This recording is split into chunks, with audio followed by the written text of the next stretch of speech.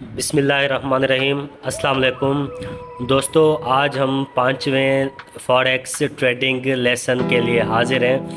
आज हम forex trading के पाँचवें लेसन में जो कुछ पढ़ेंगे वो उनकी लिस्ट है हमारे पास। तो दोस्तों आइए पाँचवा लेसन आज स्टार्ट करते हैं। तो सबसे पहले आज हम लॉट साइज़ के बारे में पढ़ेंगे कि लॉट साइज़ क्या होती है। उसके बाद हम पढ़ेंगे टेक प्रॉफिट के बारे में, और उसके बाद हम स्टॉप लॉस कैसे रखते हैं और स्टॉप लॉस क्या होता है, स्टॉप लॉस के बारे में पढ़ेंगे, और मार्केट एग्जीक्यूशन के बारे में पढ़ेंगे और प्रैक्टिकल भी करके देखेंगे कि मार्केट एग्जीक्यूशन क्या होती है, और बाय लिमिट के बारे में, बाय सेल लिमिट के बारे में, बाय स्टॉप और सेल स्टॉप के बारे में आज हम पढ़ेंगे। ये बहुत ही आज ये हम जो पढ़ेंगे ये बहुत ही इम्पॉर्टेंट टॉपिक्स हैं। इनको लाजमी सीखना चाहिए अगर आप फॉरेक्स ट्रेडिंग में कामयाब होना चाह रहे हैं। तो आज के टॉपिक्स आपको लाजमी सीखने चाहिए और ये आपको वीडियो कंप्लीट देखनी चाहिए, क्योंकि इस वीडियो में मैं आज बहुत ही ज़रूरी चीज़ें बताने वाला हूँ और आपको सिखाने वाला हूँ। तो और आखिर में हम मेटाट्रेडर 4 खोल के इन सब की प्रैक्टिस भी करेंगे और रियल में भी मार्केट में जाएंगे कि हम ये कैसे करते हैं। तो आइए सबसे पहले लॉट साइज़ को डिस्कस करते हैं। What is lot size? Lot size refers to the number of shares you buy in one transaction. Lot number of shares जो होते हैं, जो हम एक ट्रांजैक्शन में बाय करते हैं, उसको लॉट कहा जाता है। मतलब कि हम एक ट्रेड में कितने शेयर्स ले रहे हैं, शेयर्स की कितनी पार्टनरशिप हम ले रहे हैं, उसको लॉट कहा जाता है। A lot is a unit of मेयरिंग a transaction amount, यानी कि लॉट एक यूनिट होता है हमारे पैसे की ट्रांजेक्शन को मेयर करने का। When you place order on your trading platform, orders are placed in a size quote in a lots, यानी कि जो हमारा कोट होता है वो एक साइज़ में रखा जाता है जिसको हम लॉट कहते हैं। इसमें मैंने ये पिक्चर भी लगाई हुई है जिसमें ये मार्केट एग्जीक्यूशन के नीचे ये 0.01 ये जो लिखा हुआ है बीच में 0.01 ये एक लॉट है, ठीक है। उसके बाद लॉट को कैसे मेयर कहा जाता है, कैसे मेयर किया जाता है, जैसे कि ये स्टैंडर्ड लॉट है 1 लाख रुपए की, मतलब ये हम 1.00 लगाएंगे तो ये हमारी स्टैंडर्ड लॉट कहलाएगी। उसके बाद मिनी लॉट आ जाती है। मिनी लॉट मतलब 0.10, इसको मिनी कहा जाता है। उसके बाद माइक्रो आ जाती है, और नैनो आ जाती है। माइक्रो में ये 1000 और नैनो में 100, यानी कि जितना कम करते जाएंगे उतना लॉट साइज़ हमारी कम होती जाएगी।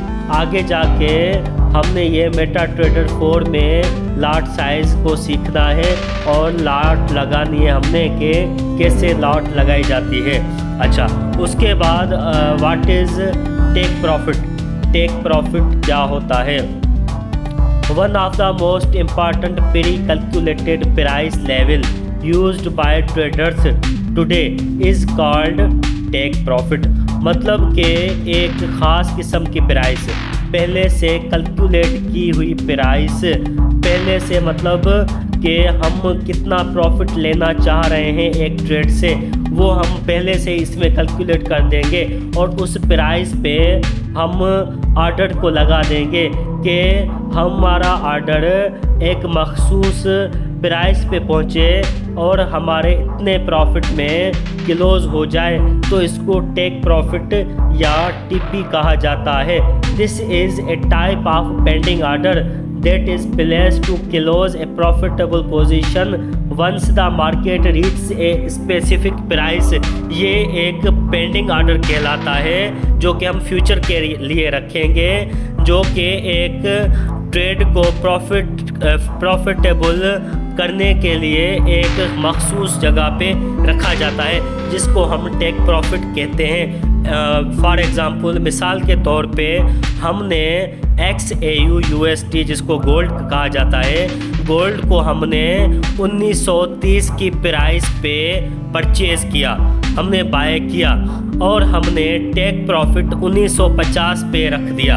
यानी कि हमने गोल्ड को 1930 पे ख़रीदा है और जब गोल्ड 1950 पे पहुंच जाए तो हमारी जो ट्रेड है वो प्रॉफिट में ऑटोमेटिकली खुद ब खुद बंद हो जाए और हम प्रॉफिट में आ जाएं। क्योंकि ये टेक प्रॉफिट हम इस वजह से लगाते हैं क्योंकि ये जो प्राइसेस होती हैं गोल्ड की या किसी भी कोर्स की, वो जल्दी में ऊपर जाती हैं और फिर जल्दी में नीचे भी आ जाती हैं। अगर मिसाल के तौर पे हमने गोल्ड को बाय कर लिया है 1930 पे, तो हम गोल्ड को 24 घंटे देखते तो नहीं रहेंगे कि ये कब 1950 पे पहुंचता है और हम इसको सेल कर दें, हम इसको क्लोज़ कर दें। तो इसी वजह से हम इस पे टेक प्रॉफिट लगाते हैं कि अगर हम सो रहे हैं या कोई और काम कर रहे हैं, हमारी मोबाइल ऑफ है, मोबाइल की बैटरी ख़त्म हो गई है, मोबाइल हमारी बंद है और 1930 से 1950 पे जैसे ही गोल्ड पहुंचता है और हमारी ट्रेड ऑटोमेटिकली क्लोज हो जाए, तो इसको हम टेक प्रॉफिट कहते हैं। उसके बाद आ जाता है व्हाट इज़ स्टॉप लॉस। हम स्टॉप लॉस किससे कहते हैं? A stop loss is a type of order that investors or traders use to limit their potential loss in the stock market. एक स्टॉप लॉस उस ऑर्डर को कहा जाता है जो कि हम एक लिमिट में लगाते हैं कि अगर हम लॉस में चले जाते हैं, हम नुकसान में चले जाते हैं, तो हम उसको पहले ही कैलकुलेट कर देते हैं कि हम इससे ज़्यादा इस ट्रेड में नुकसान नहीं ले सकते। तो वो पहले ही हम लगा देते हैं कि खुदा न खास्ता हमारी कोई भी ट्रेड, कोई भी हमारा कोई भी ऑर्डर जो है वो नुकसान में चला जाता है, तो हम मिसाल के तौर पे सोचते हैं कि हम $10 से ज़्यादा लॉस नहीं करना चाह रहे, $20 से ज़्यादा लॉस नहीं करना चाह रहे। आज के लिए हम इतना रिस्क लेंगे और इतना रिवार्ड लेंगे, तो वो ऑर्डर हम स्टॉप लॉस में लगाते हैं। मिसाल के तौर पे हमने गोल्ड को परचेज़ किया है 1930 पे और मार्केट हमारे ख़िलाफ़ चली जाती है और गोल्ड जो है वो नीचे चला जाता है, तो हम एक प्राइस सेट कर देंगे 1925 पे कि गोल्ड अगर 1929 पे आ जाता है, 1928 पे आ जाता है, तो हम लॉस में आ जाएंगे और हम कितना लॉस एक्सपेक्ट करते हैं, कितना हम लॉस बर्दाश्त कर पाएंगे, वो हमने पहले से ही प्री कैलकुलेट कर देंगे और वो 1925 या 1920 पे जितना भी हम लॉस लेना बर्दाश्त कर पा रहे हैं, ठीक है, वो हम ये मैंने एक निशान लगाया है, इस पे हम पहले से ही वो प्राइस लगा देंगे, तो इसको स्टॉप लॉस कहा जाता है।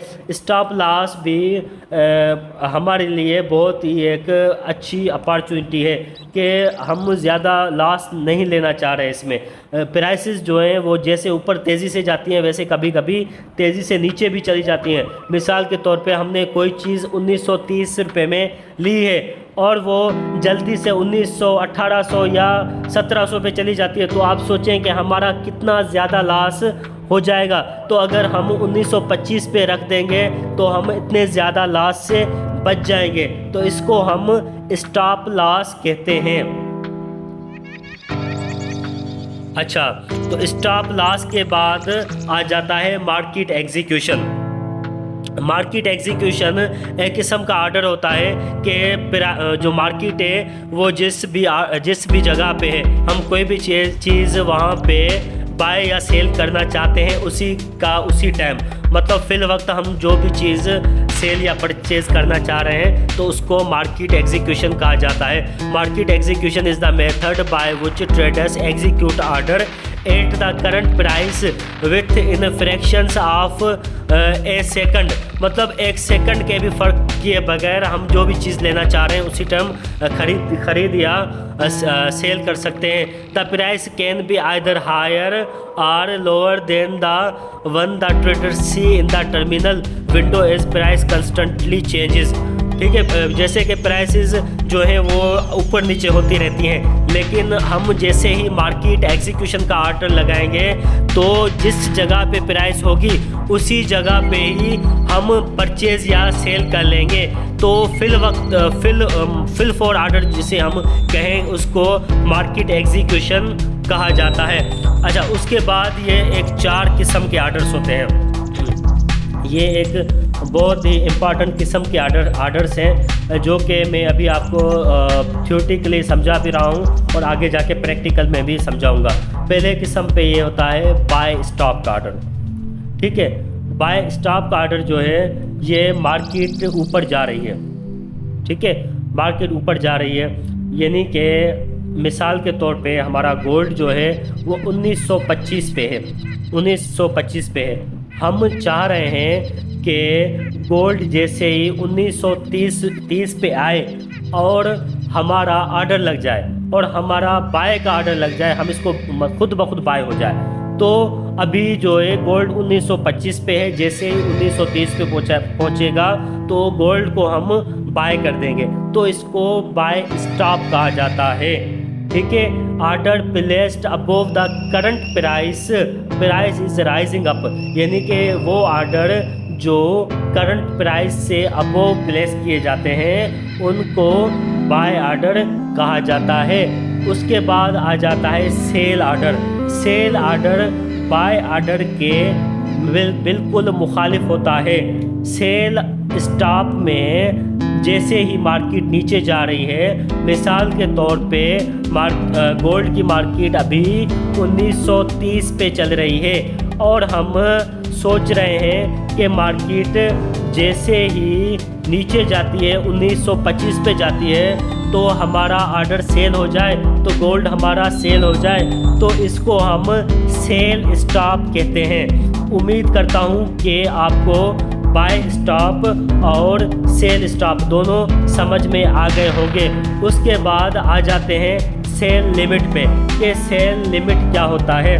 मिसाल के तौर पे हमारा गोल्ड जो है वो ऊपर जा रहा है, अभी गोल्ड 1925 पे है और हम चाहते हैं कि गोल्ड जैसे ही 1930 पे जाए तो खुद ब खुद वो सेल हो जाए, तो उसको हम कहेंगे सेल लिमिट।